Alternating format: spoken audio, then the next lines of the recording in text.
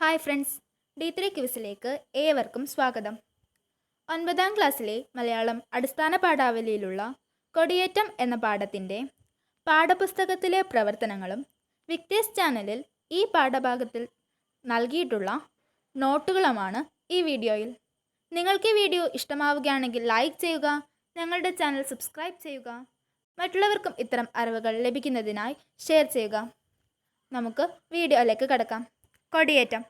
ഒന്നാമത്തെ ചോദ്യം. ദൃശ്യസന്ദർഭത്തെ സ്വാഭാവികമാക്കാൻ എന്തെല്ലാം തന്ത്രങ്ങളാണ് തിരക്കഥയിൽ ഉപയോഗിച്ചിരിക്കുന്നത്? ഉത്തരം: ദൃശ്യസന്ദർഭത്തെ സ്വാഭാവികമാക്കുന്ന നിരവധി ഘടകങ്ങൾ അടൂർ ഗോപാലകൃഷ്ണന്റെ കൊടിയേറ്റം എന്ന സിനിമയിൽ നമുക്ക് കാണാം.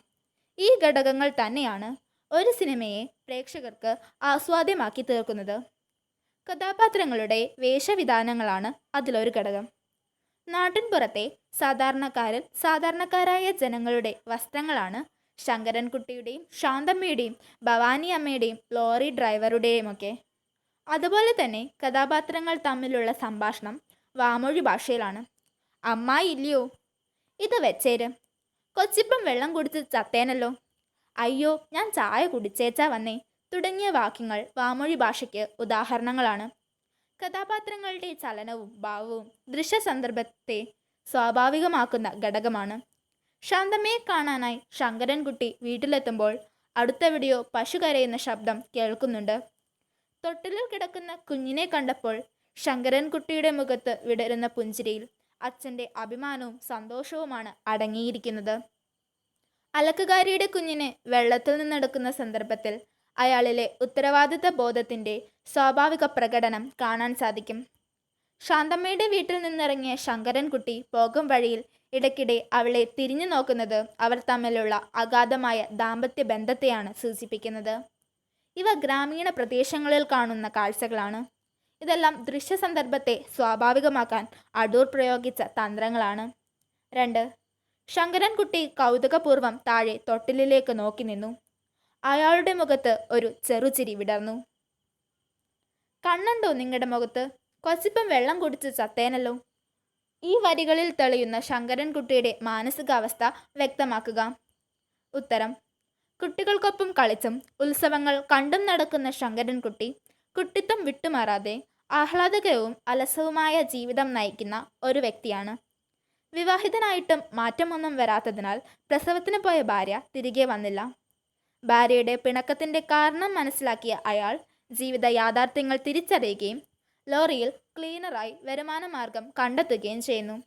അതിനുശേഷം ഭാര്യയെ തിരികെ വിളിക്കാൻ അവളുടെ വീട്ടിൽ ചെല്ലുന്ന അദ്ദേഹത്തിൻ്റെ മുഖത്ത് തൊട്ടിലിൽ കിടക്കുന്ന തൻ്റെ കുഞ്ഞിനെ കണ്ട് പിതൃവാത്സല്യം നിറഞ്ഞ ചെറുപുഞ്ചിരി വിടരുന്നു. തുണി അലക്കുന്ന സ്ത്രീയുടെ കുഞ്ഞിനെ വെള്ളത്തിൽ നിന്നെടുത്ത് അതിൻ്റെ അമ്മയെ ശകാരിക്കുന്ന ശങ്കരൻകുട്ടിയിൽ ഉത്തരവാദിത്ത ബോധം നമുക്ക് കാണാം. കുഞ്ഞിൻ്റെ കാര്യത്തിലുള്ള അമ്മയുടെ അശ്രദ്ധയ്ക്കെതിരെ പ്രതിഷേധിക്കുകയാണ് ശങ്കരൻകുട്ടി. കുട്ടികളുടെ കൂടെ അലസമായി കറങ്ങി നടന്ന അയാൾ ഒരു പിതാവായതോടുകൂടി കുട്ടികളുടെ കാര്യത്തിൽ ഏറെ ശ്രദ്ധാലുവായി മാറിയിരിക്കുന്നു. 3. ശാന്തമ്മ ഏങ്ങലോടെ വാതിൽക്കൽ വന്ന് വെളിയിലേക്ക് നോക്കി നിന്നു. അയാൾ മുറ്റത്തേക്കിറങ്ങി. പിന്നെയും തിരിഞ്ഞു നോക്കി. പിന്നീട് പുറത്തേക്ക് നടന്നു.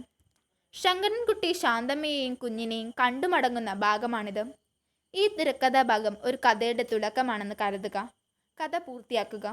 ഉത്തരം: ശാന്തമ്മയുടെ വീട്ടിൽ നിന്ന് മടങ്ങിയ ശങ്കരൻകുട്ടിയുടെ മനസ്സിൽ സ്നേഹാർദ്രമായി തന്നെ നോക്കിയ ശാന്തമ്മയുടെ ചിത്രം തെളിഞ്ഞു. അത്താഴം കഴിക്കാനായി നിർബന്ധിച്ച അമ്മ ഭവാനിയെ ഓർത്തു. തൊട്ടിലിൽ കിടന്നിരുന്ന തൻ്റെ കുഞ്ഞിനെ ഓർത്തു. അപ്പോൾ അയാളിൽ പിതാവിൻ്റെ ഉത്തരവാദിത്ത ബോധം ഉണ്ടായി. അവരെക്കുറിച്ച് ഓർത്തപ്പോൾ ശങ്കരൻകുട്ടിക്ക് സ്നേഹവും വാത്സല്യവും അലതല്ലി വന്നു. ലോറിയിലെ ജോലിയിലായിരുന്ന ശങ്കരൻകുട്ടിക്ക് ആ രാത്രി തന്നെ ഭാര്യയെയും കുഞ്ഞിനെയും കാണണമെന്ന് തോന്നി. ശങ്കരൻകുട്ടി ആരും കാണാതെ ശാന്തമ്മയുടെ വീട്ടിലെത്തി. ഭവാനിയമ്മയും ശാന്തമ്മയും ശങ്കരൻകുട്ടിയിലെ മാറ്റത്തെക്കുറിച്ച് സംസാരിക്കുകയാണെന്ന് അയാൾക്ക് മനസ്സിലായി. അയാൾ അകത്തു കയറി കുഞ്ഞിനെ നോക്കി. കുഞ്ഞിൻ്റെ നിഷ്കളങ്കമായ പുഞ്ചിരി കണ്ട് അയാൾ അതിനെ എടുത്തു. ഇത് കണ്ട ഭവാനിയമ്മയും ശാന്തമ്മയും ശങ്കരൻകുട്ടിയുടെ അപ്രതീക്ഷിത വരവിൽ ഞെട്ടി. അവർ അയാളെ അത്താഴത്തിന് ക്ഷണിച്ചു. പിറ്റേ ദിവസം ശങ്കരൻകുട്ടിയോടൊപ്പം ശാന്തമ്മയും കുഞ്ഞും അയാളുടെ വീട്ടിലേക്ക് മടങ്ങി. 4. എൻ്റെ ഗ്രാമത്തിൽ നിന്ന് അവിടെ എനിക്കറിയാവുന്ന എന്നോടൊപ്പം വളർന്ന ജനങ്ങളിൽ നിന്ന് ഉത്ഭവിച്ച കഥയാണിത്. ഇന്നും നമുക്കിടയിൽ ശങ്കരൻകുട്ടിയെ പോലുള്ളവരുണ്ട്. അടൂർ ഗോപാലകൃഷ്ണൻ. കൊടിയേറ്റം എന്ന സിനിമ കണ്ട ശേഷം ഈ പ്രസ്താവനയോട് പ്രതികരിക്കുക. ഉത്തരം: ശങ്കരൻകുട്ടിയെ പോലുള്ള ധാരാളം വ്യക്തികളെ നമ്മുടെ സമൂഹത്തിൽ നമുക്ക് കാണാൻ സാധിക്കും. സംവിധായകരും കലാകാരന്മാരും സാഹിത്യകാരന്മാരും അവരുടെ സൃഷ്ടികൾക്ക് തങ്ങളുടെ സ്വദേശവും അവിടുത്തെ ആളുകളെയും വിഷയമാക്കിയിട്ടുണ്ട്. നാടും ആ നാട്ടിലെ ജനങ്ങളുമെല്ലാം ഒരു വ്യക്തിയുടെ വ്യക്തിത്വ രൂപീകരണത്തിൽ പ്രധാന പങ്ക് വഹിക്കുന്നവരാണ്. അടൂർ ഗോപാലകൃഷ്ണൻ തൻ്റെ കൊടിയേറ്റം എന്ന സിനിമ സ്വന്തം നാടിനെയും അവിടെ തനിക്കറിയാവുന്ന ജനങ്ങളെയും ആധാരമായുള്ളതാണ് എന്ന് പറയുന്നുണ്ട്. അദ്ദേഹത്തിൻ്റെ നാട്ടിലെ സാമൂഹിക പശ്ചാത്തലമാണ് കൊടിയേറ്റത്തിൽ അവതരിപ്പിക്കപ്പെടുന്നത്. അലസരായി ഉത്തരവാദിത്ത ബോധമില്ലാതെ ജീവിക്കുന്ന നിരവധി പേർ നമ്മുടെ ചുറ്റുമുണ്ട്. അടൂരിൻ്റെ നാട്ടിലുള്ള അതുപോലുള്ള ആരോ ആണ് അദ്ദേഹത്തിന് ഈ സിനിമയ്ക്ക് പ്രചോദനമായത്. അദ്ദേഹത്തിൻ്റെ നാട്ടിലെ കാഴ്ചകളാണ് സിനിമയുടെ പ്രമേയം. അതിനാലാണിത് സ്വാഭാവികമായ ദൃശ്യാനുഭവമായി മാറുന്നത്. 5. സിനിമയെക്കുറിച്ചുള്ള പാഠഭാഗത്തിൽ ആ ചോദ്യം കൊടുത്തിട്ടുണ്ട്. സിനിമയെക്കുറിച്ചുള്ള ഈ അഭിപ്രായങ്ങൾ വിശകലനം ചെയ്ത് കുറിപ്പ് തയ്യാറാക്കുക. ഉത്തരം: യാഥാർത്ഥ്യത്തിൽ നിന്ന് വിഭിന്നമായവയാണ് തിരക്കഥയ്ക്ക് പ്രചോദനമാകുന്നത്. കാഴ്ചയും സംഗീതവും ഭാഷയുടെയും ദേശകാലങ്ങളുടെയും അതിരുകൾ ഇല്ലാതാക്കുന്നു. ദൃശ്യങ്ങളുടെ സംഗീതമായ സിനിമ ഉദാത്തമായ ഒരു കലയാണ്. അത് ദേശകാലങ്ങളുടെയും ഭാഷകളുടെയും അതിർത്തി വരമ്പുകൾക്ക് അതീതമായി ആസ്വദിക്കപ്പെടുന്നതാണ്. ദൃശ്യത്തിലെ സ്വാഭാവികമായ ഘടകങ്ങളാണ് സിനിമയെ ആകർഷകമാക്കുന്നത്. ചലച്ചിത്രകാരനും തിരക്കഥാകാരനും വാക്കുകൾ കൊണ്ടല്ല, ദൃശ്യങ്ങൾ കൊണ്ടാണ് സംസാരിക്കേണ്ടത്. ഈ ദൃശ്യങ്ങൾ സവിശേഷമായ അർത്ഥതലം സൃഷ്ടിക്കാൻ സാധ്യമാവുന്നത് ആയിരിക്കണം. താൻ ആവിഷ്കരിക്കുന്ന ഭാവത്തെ മിഴിവുറ്റ ദൃശ്യമാക്കി മാറ്റാൻ കഴിവുള്ള ആളായിരിക്കണം സംവിധായകൻ. വ്യത്യസ്തമായ 2 ദൃശ്യങ്ങൾ ചേർത്ത് വയ്ക്കുന്നതിലൂടെ പുതിയൊരു ആശയമാണ് രൂപപ്പെടുന്നത്. വാക്കുകൾ കൊണ്ട് സാധ്യമാകാത്ത ആശയപ്രപഞ്ചം ദൃശ്യങ്ങൾ കൊണ്ട് സാധ്യമാക്കുന്നു. സിനിമയുടെ സൃഷ്ടിക്കായി തിരഞ്ഞെടുക്കുന്ന കഥയെ ദൃശ്യഭാഷയുടെ സഹായത്തോടെ സവിശേഷമായി തയ്യാറാക്കുന്ന പാഠമാണ് തിരക്കഥ. തിരക്കഥ എന്ന വാക്കിൻ്റെ അർത്ഥം തിരശീലയിൽ തെളിയിക്കേണ്ട ചിത്രങ്ങൾക്ക് വേണ്ടി തയ്യാറാക്കുന്ന കഥ എന്നാണ്.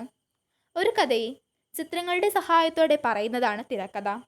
സിനിമയുടെ സൃഷ്ടിക്കായി ഒരു കഥയെ അല്ലെങ്കിൽ ഒന്നിലധികം കഥകളെ കൃത്യമായി സീനുകൾ തിരിച്ച് സവിശേഷമായ രീതിയിൽ അവതരിപ്പിക്കുന്ന കഥയുടെ ശൈലിക്കനുസരിച്ച് ശബ്ദസൂചനകളും ദൃശ്യസൂചനകളും ചേർത്ത് പരസ്പര ഘടിതമായ സംഭാഷണങ്ങൾ കൂട്ടിയിണക്കി സംഘടിത സ്വഭാവത്തോടെ രൂപങ്ങൾ കൊണ്ട് തയ്യാറാക്കുന്ന രേഖയാണ് തിരക്കഥ.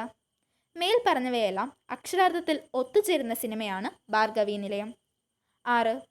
മലയാളത്തിലെ നിരവധി നോവലുകളും ചെറുകഥകളും അതേ പേരിലും പേരുമാറ്റിയും ചലച്ചിത്രങ്ങളായിട്ടുണ്ട്. അവ എഴുതുക. ഉത്തരം: ചെമ്മീൻ. 1965 തകഴി ശിവശങ്കരപ്പിള്ളയുടെ ചെമ്മീൻ എന്ന നോവലിനെ ആസ്പദമാക്കി SL പുരം സദാനന്ദൻ തിരക്കഥ എഴുതി രാമു കാര്യാട്ട് സംവിധാനം ചെയ്ത ഈ സിനിമയിൽ സത്യൻ, മധു, ഷീല എന്നിവർ പ്രധാന കഥാപാത്രങ്ങളെ അവതരിപ്പിച്ചു. വിധേയൻ. 1993 സക്കറിയായുടെ ഭാസ്കര പട്ടേലരും എൻ്റെ ജീവിതവും എന്ന പേരിലുള്ള നോവലേറ്റിനെ അധികരിച്ച് അടൂർ ഗോപാലകൃഷ്ണൻ തിരക്കഥ എഴുതി സംവിധാനം ചെയ്ത സിനിമ. മമ്മൂട്ടിയാണ് മുഖ്യവേഷത്തിൽ അഭിനയിച്ചത്. ദൈവത്തിൻ്റെ വികൃതികൾ. 1992 M. മുകുന്ദൻ്റെ ഇതേ പേരിലുള്ള നോവലിനെ ആസ്പദമാക്കി ലെനിൻ രാജേന്ദ്രൻ സംവിധാനം ചെയ്ത സിനിമ. തിരക്കഥ തയ്യാറാക്കിയത് M. മുകുന്ദനും ലെനിനും ചേർന്നാണ്. തമിഴ് നടൻ രഘുവരനാണ് നായക കഥാപാത്രത്തെ അവതരിപ്പിച്ചത്. നിർമാല്യം. 1973 പള്ളിവാളും കാൽച്ചിലമ്പും എന്ന കഥയെ ആസ്പദമാക്കി MT വാസുദേവൻ നായർ തന്നെ തിരക്കഥ എഴുതി സംവിധാനം ചെയ്ത് നിർമാല്യത്തിൽ മുഖ്യ കഥാപാത്രത്തെ അവതരിപ്പിച്ച PJ ആൻ്റണിക്ക് മികച്ച അഭിനേതാവിനുള്ള ദേശീയ പുരസ്കാരം ലഭിച്ചു.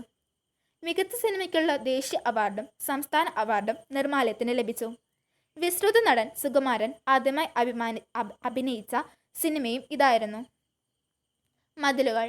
1990 ബഷീറിൻ്റെ മതിലുകൾ എന്ന പേരിൽ തന്നെയുള്ള നോവലിനെ ആസ്പദമാക്കി അടൂർ ഗോപാലകൃഷ്ണൻ തിരക്കഥ എഴുതി സംവിധാനം ചെയ്ത സിനിമ.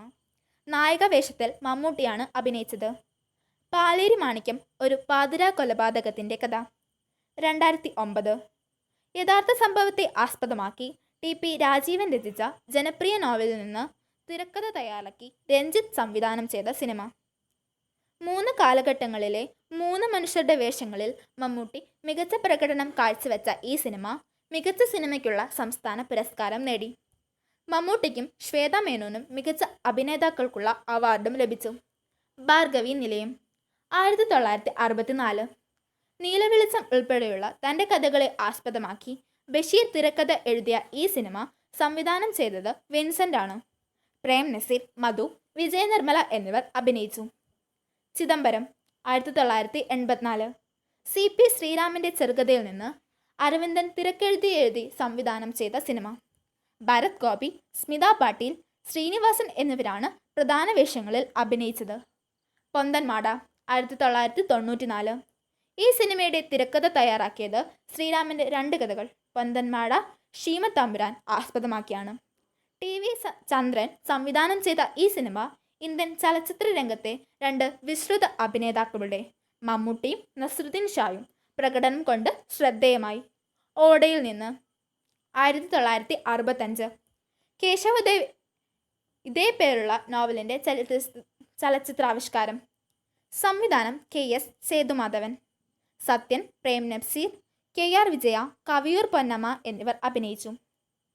ഇരുട്ടിൻ്റെ ആത്മാവ് മാർത്താണ്ഡവർമ്മ, അസുരവിത്ത്, കടവ് സുധാകരൻ്റെ നോവലിനെ ആസ്പദമാക്കി പത്മരാജൻ സംവിധാനം ചെയ്ത നമുക്ക് പാർക്കാൻ മുന്തിരിത്തോപ്പുകൾ, കടൽ തീരത്ത് OV വിജയൻ, രാജീവ് നാഥ്, ഏണിപ്പടികൾ, തകഴി, തോപ്പിൽ ബാസി, ഓളവും തീരവും MT PN മേനോൻ, അരനാഴികനേരം, പാറപ്പുറത്ത് KS സേതുമാധവൻ തുടങ്ങിയ സിനിമകളും നോവലുകളും ചെറുകഥകളും ചലച്ചിത്രങ്ങളാക്കിയവയാണ്. വിക്ടേഴ്സ് ചാനലിലെ ഈ പാഠഭാഗത്തെ മറ്റു നോട്ടുകൾ. 1. ഒരു സിനിമ ആദ്യം രൂപം കൊള്ളുന്നത് ആരുടെ മനസ്സിലാണ്? ഉത്തരം തിരക്കഥാകൃത്തിൻ്റെ. 2. അടൂരിൻ്റെ ആദ്യ സിനിമ ഏത്? ഉത്തരം സ്വയംവരം. 3. കേരളത്തിലെ സമാന്തര സിനിമയുടെ പിതാവാര്? ഉത്തരം അടൂർ ഗോപാലകൃഷ്ണൻ. 4. അടൂരിൻ്റെ പ്രധാന സിനിമകൾ ഏവ? ഉത്തരം അനന്തരം, എലിപ്പത്തായം, സ്വയംവരം, മതിലുകൾ, വിധയൻ, കൊടിയേറ്റം, പിന്നെയും, 4 പെണ്ണുങ്ങൾ, കഥാപുരുഷൻ, നിഴൽക്കുത്ത്, മുഖാമുഖം, ഒരു പെണ്ണും രണ്ടാണും. 5. അടൂരിനെ തേടിയെത്തിയ പ്രധാന അവാർഡുകളേവ? ഉത്തരം 16 തവണ ദേശീയ പുരസ്കാരം നേടി. കേരള സംസ്ഥാന ചലച്ചിത്ര പുരസ്കാരം 17 പ്രാവശ്യം ലഭിച്ചു. പത്മശ്രീ, പത്മവിഭൂഷൺ, ദാദാസാഹിബ് ഫാൽക്കെ അവാർഡ്, JC ഡാനിയൽ പുരസ്കാരം എന്നീ പുരസ്കാരങ്ങളും അദ്ദേഹത്തെ തേടിയെത്തി. 6. സിനിമയിൽ ഒരു ഫ്രെയിം കൊണ്ട് ഉദ്ദേശിക്കുന്നത് എന്താണ്? ഉത്തരം ചിത്രീകരിക്കപ്പെടേണ്ട ദൃശ്യങ്ങൾ ക്യാമറയിലൂടെ എങ്ങനെ കാണുന്നുവെന്നതിനെയാണ് നാം ഫ്രെയിം എന്ന് പറയുന്നത്. 7. തിരക്കഥയിൽ ഉപയോഗിക്കുന്ന ഷോട്ടുകളേവ? ഉത്തരം സമീപദൃശ്യം. ഒരു വസ്തുവിൻ്റെ അല്ലെങ്കിൽ വ്യക്തിയുടെ മുഖത്തെ അടുത്തു കാണിക്കുന്ന ദൃശ്യങ്ങളാണ് ക്ലോസപ്പ് ഷോട്ടുകൾ എന്ന് വിളിക്കുന്നത്. കഥാപാത്രങ്ങളുടെ മുഖത്തെ ഭാവ തീവ്രത പ്രകാശിപ്പിക്കുന്നത് അല്ലെങ്കിൽ രംഗവസ്തുക്കളുടെ പ്രാധാന്യം മനസ്സിലാക്കുന്നതിന് നമുക്ക് ക്ലോസ് ഷോട്ടുകൾ ഉപയോഗിക്കാം. അതിസമീപ ദൃശ്യം. കണ്ണുകൾ മാത്രമോ ചുണ്ടുകൾ മാത്രമോ മറ്റോ ആയി ഫ്രെയിം ചുരുങ്ങുമ്പോൾ അതിനെ അതിസമീപ ദൃശ്യങ്ങൾ എന്ന് പറയുന്നു. വിദൂര ദൃശ്യം. സിനിമയിൽ കഥയുടെ പശ്ചാത്തലം വ്യക്തമാക്കാനായി ഉപയോഗിക്കുന്ന ദൃശ്യങ്ങളെയാണ് ലോങ് ഷോട്ട് എന്ന് വിളിക്കുന്നത്. കഥ എവിടെ നടക്കുന്നുവെന്ന് പ്രേക്ഷകർക്ക് വ്യക്തമായി മനസ്സിലാക്കാൻ സാധിക്കുന്നു. മധ്യദൃശ്യം. ക്ലോസപ്പ് ഷോട്ടുകൾക്കും ലോങ് ഷോട്ടുകൾക്കും ഇടയിലുള്ള ഒരു പരിവർത്തന ദൃശ്യം അഥവാ ട്രാൻസിഷൻ ഷോട്ടാണ് മീഡിയം ഷോട്ട്. മീഡിയം ഷോട്ടിൽ വസ്തുക്കൾക്കോ മുഖഭാവത്തിനോ ആയിരിക്കും പ്രാധാന്യം. പശ്ചാത്തല ദൃശ്യങ്ങൾക്ക് ഇവിടെ താരതമ്യേന പ്രസക്തി കുറവാണ്. ഇനി എന്താണ് ഷോട്ട്? തുടർച്ചയായി ചിത്രീകരിക്കപ്പെടുന്നതും ഇടമുറിയാത്തതുമായ ദൃശ്യശകലത്തെ ഷോട്ട് എന്ന് പറയുന്നു. Thank you for watching.